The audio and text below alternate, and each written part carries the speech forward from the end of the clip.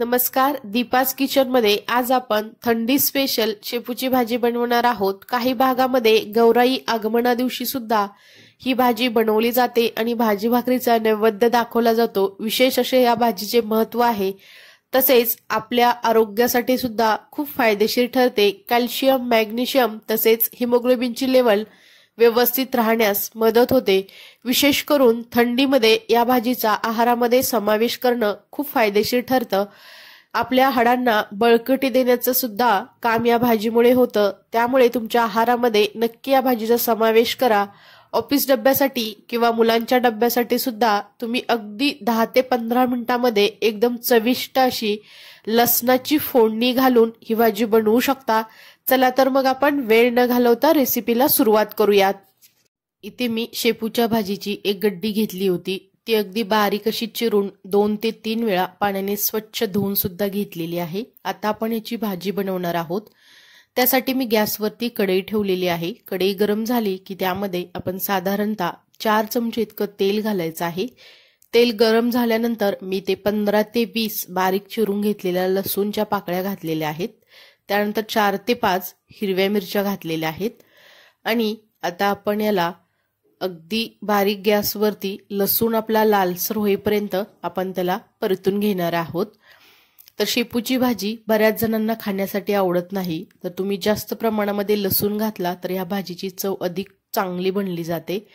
तर इथे आपला लसूण लालसर असा भाजला गेलेला आहे। आता आपण इथे स्वच्छ अशी धुवून घेतलेली शेपू घालायची आहे। तर ही भाजी थंडीमध्ये आवर्जून खावी। याचे अनेक आपल्या शरीरासाठी किंवा आपल्या आरोग्यासाठी खूप सारे फायदे आहेत।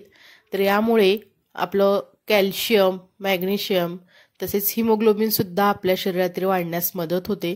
विशेष करून थंडीमध्ये आपल्या हाडांना बळकटी आणण्यासाठी ही भाजी खूप महत्त्वाची आहे। त्यामुळे थंडीमध्ये या भाजीचा तुमच्या आहारामध्ये आवर्जून समावेश करा। तर इथे आपण त्याला अगदी व्यवस्थित असं परतून घ्यायचं आहे।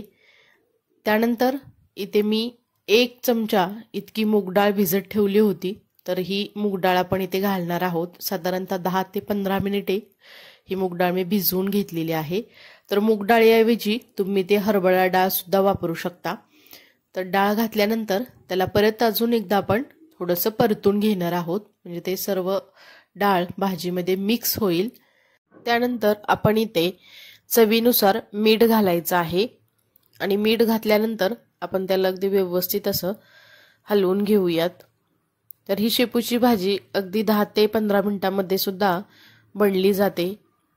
तर आपण आता याला साधारणतः 5 मिनिटांसाठी झाकून ठेवणार आहोत आणि आपण पाणी न टाकताच ही भाजी बनवणार आहोत।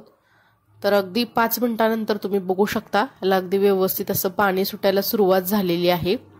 तर आता आपण त्याला अजून थोडंसं हलवून घेऊयात। तर इथे तुम्ही बघू शकता त्याला पाणी सुटलेलं आहे।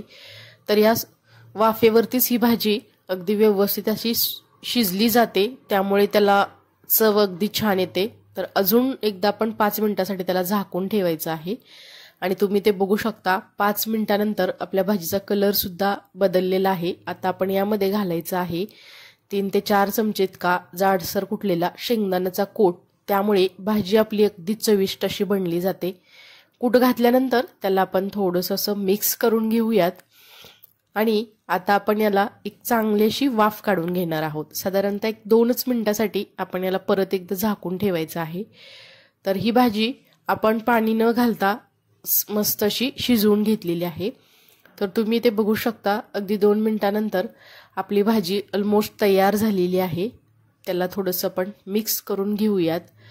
तर मुलांच्या टिफिनसाठी असेल किंवा ऑफिस डब्यासाठी सुद्धा ही भाजी तुम्ही बनवू शकता। अगदी कमी वेळेमध्ये बनली जाते आणि थंडीमध्ये विशेष करून तुम्ही ह्या भाजीचा आहारामध्ये समावेश करा। तर शरीरासाठी आपले बरेच असे फायदे आहेत। तर इथे आपली ही शेपूची भाजी शिजली गेलेली आहे। तर तुम्ही त्याला हाताने असं चेक सुद्धा करू शकता। इथे तुम्ही बघू शकता भाजीमधलं पाणी पूर्णपणे आटलेलं आहे आणि परफेक्ट अशी आपली शेपूची भाजी बनवून तयार आहे। तर चुका आणि शेपूचा गरगटा सुद्धा छान लागतो, तो सुद्धा तुम्ही इथे बनवू शकता। आता आपण ही भाजी एका दुसऱ्या डिशमध्ये काढून घेऊयात। तर ऑफिस डब्यासाठी किंवा मुलांच्या डब्यासाठी सुद्धा ही भाजी तुम्ही देऊ शकता. अगदी कमी वेळेमध्ये बनली जाते. इथे मी लसणाचा वापर जास्त प्रमाणामध्ये केलेला आहे, त्यामुळे भाजी अधिक चविष्ट अशी बनली गेलेली आहे. जर तुम्हाला ही माझी रेसिपी आवडली असेल तर नक्की दीपाज किचन या यूट्यूब चॅनेलला लाईक, शेअर आणि सबस्क्राईब करा आणि शेजारील बेल आयकॉनवरती क्लिकसुद्धा करा, कारण तुम्हाला अशा साध्या सोप्या आणि एकदम झटपट होणाऱ्या रेसिपी पाहायला मिळतील. नंतर भेटूया आपण अशाच एका छान अशा रेसिपी सोबत. तोपर्यंत सर्वांना धन्यवाद.